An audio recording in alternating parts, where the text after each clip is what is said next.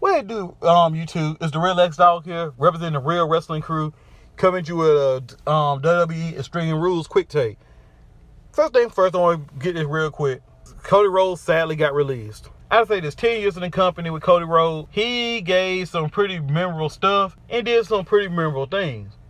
And I can get to it deeper on Real Wrestling about the whole Stardust thing, but long story short, folks seem to just completely glossed over the fact that Stardust said that Cody said himself that Stardust was his own creation. That's a character that he wanted to play. That he did not end the character when his dad passed away because he wanted to finish with his character. And to which his wife even replied to the IWC that was losing their minds that Dusty is not their dad. Who are they to tell Cody how to honor his own father? So you had that fallout that Cody stayed Stardust, and Cody even after that said already, Vince gave him the choice. He could stay Stardust or he can go Cody Rhodes. That was on him. Cody clearly chose to stay Stardust. Now, if you just want to just ignore what Cody said, just say, well, he's only saying that to keep Vince happy, I mean, fine. I'm not even about to get into that argument. Stardust at the end got worn out because he basically ended up becoming just Goldust number 2. He lost direction, he lost character, and they really didn't do nothing else with him besides turn him into a lower mid-card jobber. There was nothing really more for him to do.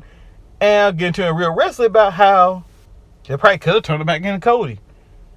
But the writers ignored him, Triple H and Vince ignored him. So, I mean, he pretty much got it for all sides. In that situation, there's no choice but to leave. Obviously, the creators did not want to put time on Cody because this was one of the things I said about NXT and all these call-ups. That why would you bother repackaging Cody Rhodes, redoing him? Even though they redoing Primo and Epico, I don't get it. Why would you waste your time? Why would they waste their time redoing Stardust or redoing Cody when they already have Miz, Dolph Ziggler, guys like that they could throw out there in the same situation? So basically, for them, like, why bother repackaging Cody? That's a stupid thing to do in that case. But I understand what all the talent they got thrown around. Like, why dedicate any time to an older talent? But come on, it's Cody.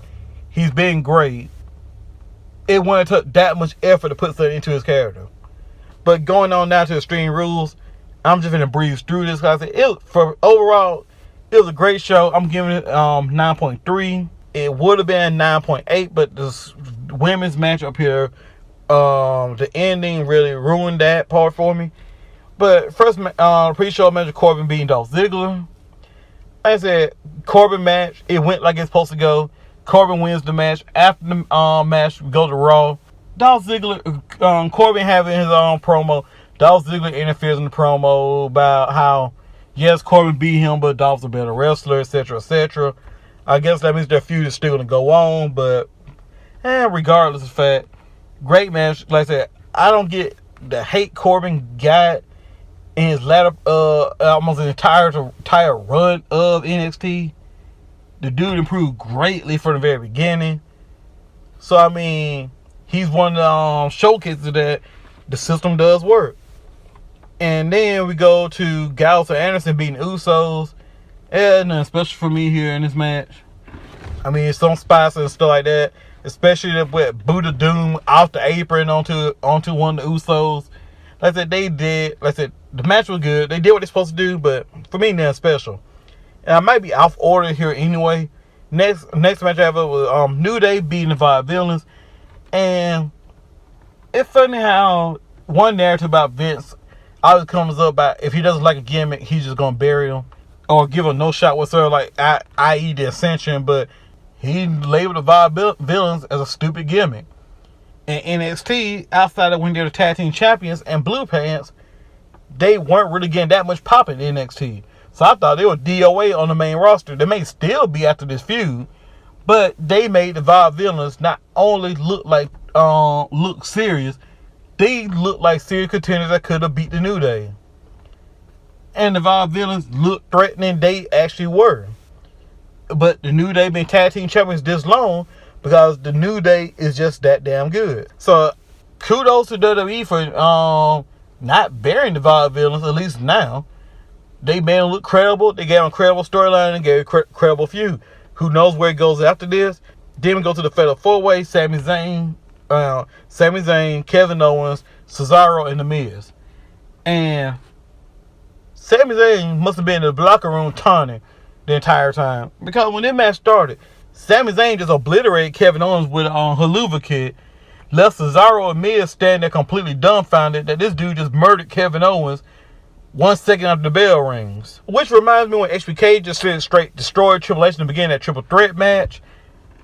And I think The Rock standing there licking his lip looking like, what the world?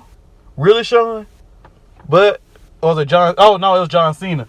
And that was the John Cena, one of John Cena meme faces, where John Cena just staring out at Triple H getting killed, and he was just like he had PTSD or something. I mean, Sean did destroy him, but it was a great match, and all the guys played up to their characters the way the match went. Cesaro the Swiss Superman was eating everybody's specials.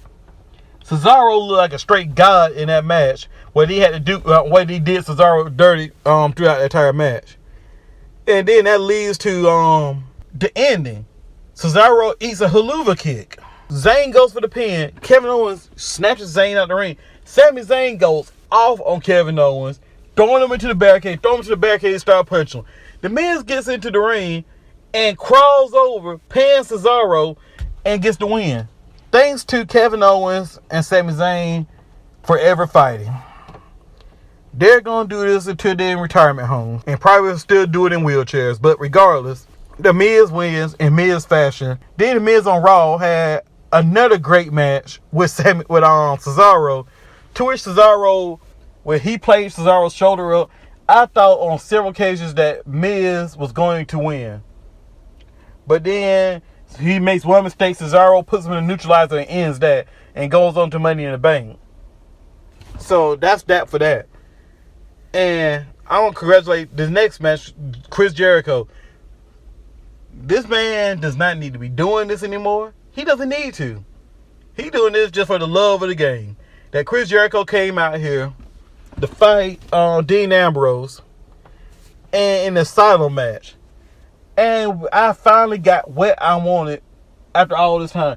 Because we had all this build up with Brock Lesnar and him getting whipped for all the hardcore legends, and basically wound up being absolutely nothing.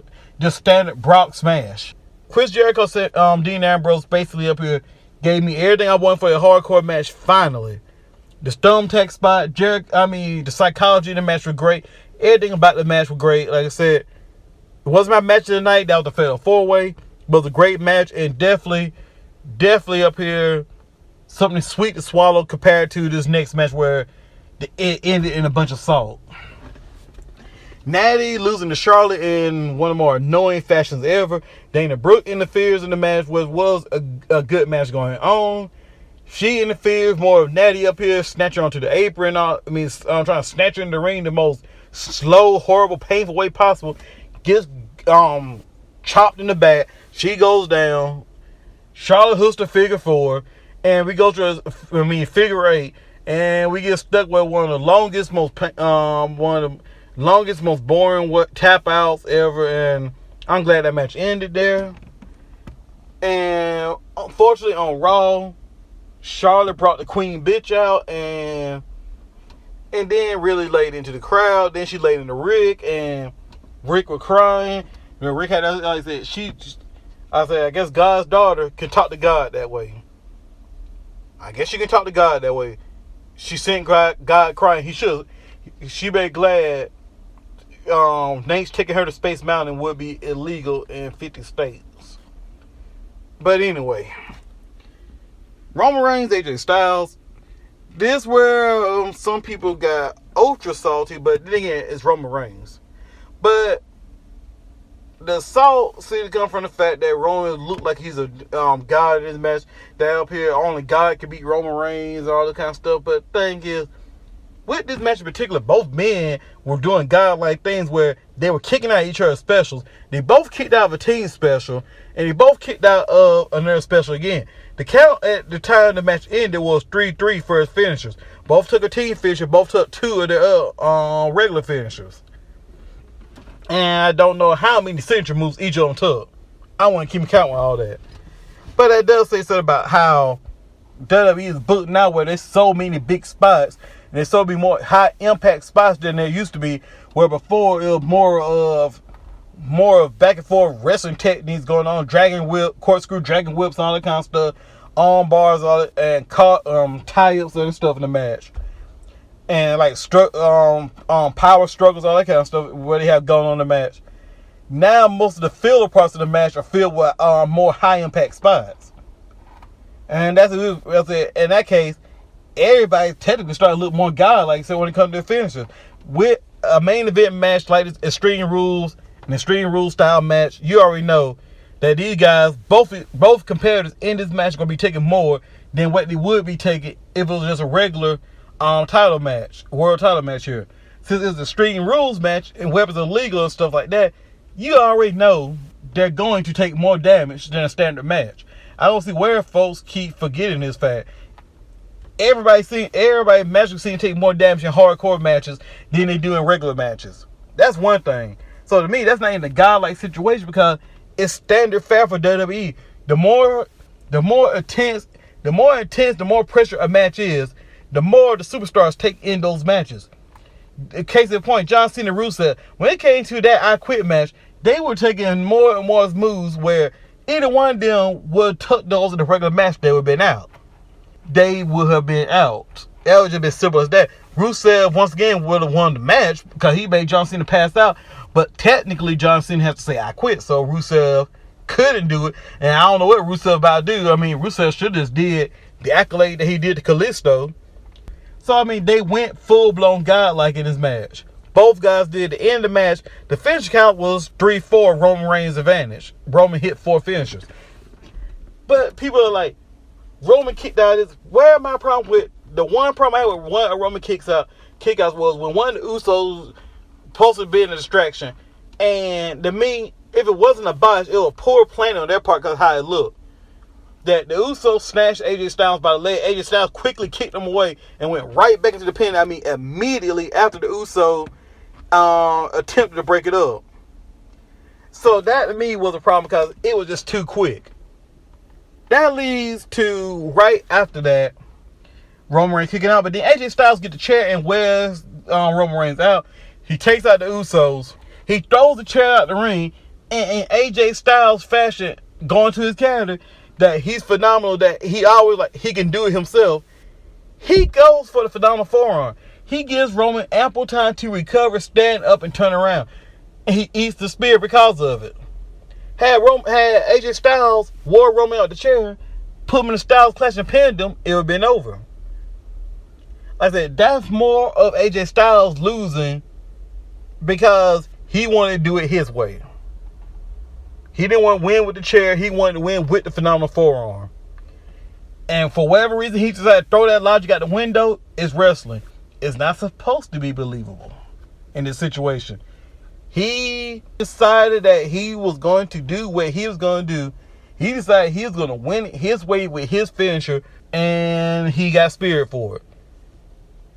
Other than that, I mean, that was a great match, a match of the year candidate. I mean, despite that, I mean, Roman so far as Royal Rumble excluding, obviously, Roman Reigns so far had, I mean, his Triple H AJ Styles matches already decent match of the year candidates already.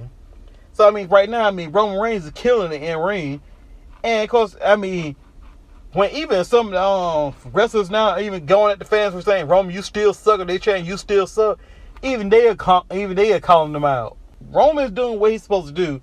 Folks are complaining about this so-called godlike booking where and they complain about the ending, how Roman still managed to hit the spear, and that was it. I'm like, AJ Styles took a hell of a lot of damage in that match, so did Roman. They both took a lot of damage in that match. It wasn't like, oh, one spear, he's down. He took a whole lot of damage throughout that match. And then he ate that spear mid-air in the reversal. Like I said, he ate that mid-air. It's like he landed, got speared. Roman leapt up and met him mid-air and drove him in the ground. That was the move. That was the move that ended it. So it was not just like, oh, Roman wins, LOL. It actually had some point behind it. But I don't say the rest of that for real wrestling. Of course, unfortunately, I'm going to add it here. Rusev versus Kalisto. Good match. Rusev, once again, looks like a monster. And boy, I'm glad Khalid started flexible. Cause Rusev busted out a move he used on Lana in that match.